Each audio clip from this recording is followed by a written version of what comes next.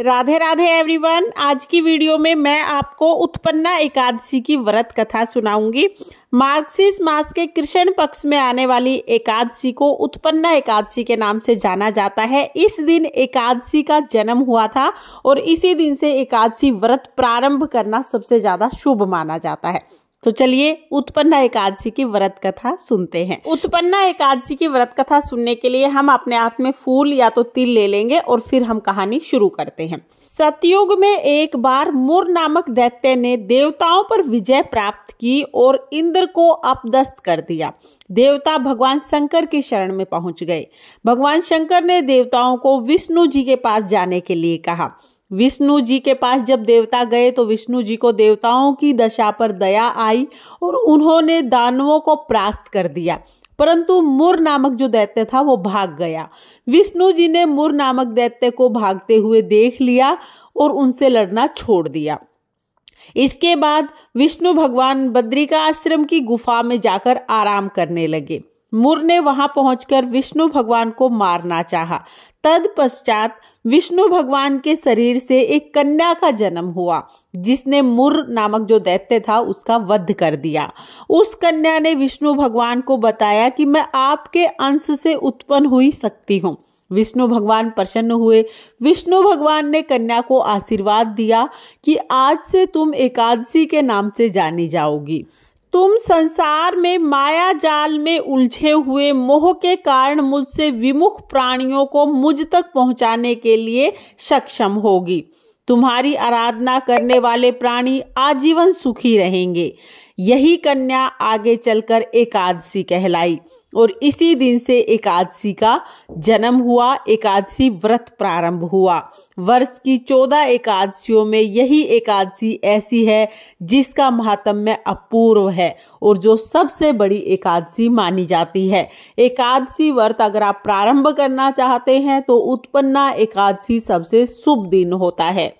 उत्पन्ना एकादशी का व्रत पूजन करने से जाने अनजाने हुए पापों से मुक्ति मिलती है। सभी सांसारिक सुखों को प्राप्त करके मनुष्य अंत में बैकुंठ धाम को जाता है। ये थी उत्पन्ना एकादशी की व्रत कथा। कोई भी कथा अकेले नहीं सुनी जाती है, साथ में गणेश जी की यानी विनायक जी की कथा हम जरूर सुनेंगे।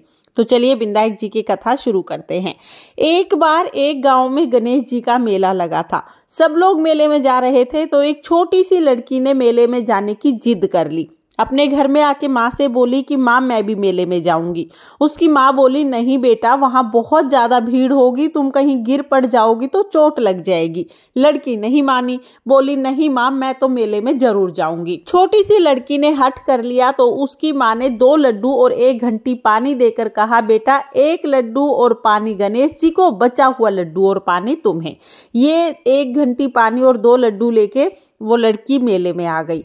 आके गणेश जी के पास बैठ गई और बोली हे गणेश जी 1 लड्डू और पानी तुम्हें, बचा हुआ लड्डू और पानी मुझे। ये कहते कहते सुबह से शाम हो गई। मेला बिछड़ने लगा, सब लोग वापिस आने लगे, लेकिन लड़की वापिस नहीं आई। उसने कहा कि जब तक गणेश जी लड्डू खा के पानी नहीं पिएंगे मैं तब तक नहीं जाऊंगी। अब गणेश जी ने सोचा कि अगर ये अपने घर नहीं जाएगी तो इसका दोष मुझे लगेगा। गणेश जी तो छोटा सा बालक का रूप बनाकर आए और बोले कि लो तुम्हारा लड्डू खाया, लो तुम्हारा पानी पिया, अब मांगो जो मांगना है। लड़की सोचने लगी क्या मांगू, अन्न मांगू, धन मांगू, खेत मांगू, हवेली मांगू, बैल मांगू, सुहाग मांगू, क्या मांगू।